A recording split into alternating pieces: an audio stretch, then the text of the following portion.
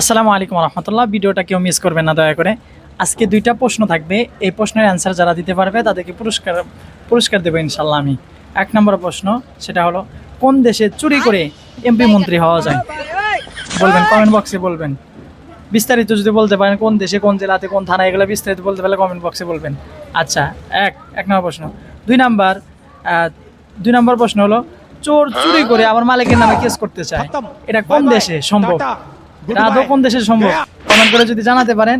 এই দুইটা প্রশ্নের আনসার যে সঠিকভাবে দিতে পারবে তাকে আমার তরফ থেকে ইনশাল্লাহ গিফট করা হবে, পুরস্কার দেওয়া হবে।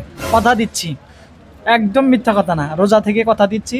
যারা এই প্রশ্নের অ্যান্সার দিতে পারবেন এবং বিস্তারিত সুন্দরভাবে সাজায়া দিতে পারবেন তাদেরকে আমার তরফ থেকে আমি পুরস্কৃত করব। আর যেটা দিবেন, উত্তর যেটা দিবেন, এটা আমার জনগণের সামনে কিন্তু তুলে ধরবো। জনগণ যদি বলে যে না ঠিক আছে, তাহলে কিন্তু পুরস্কার দেবো, তাছাড়া কিন্তু দেবো না, বুঝেন। ধন্যবাদ সবাইকে।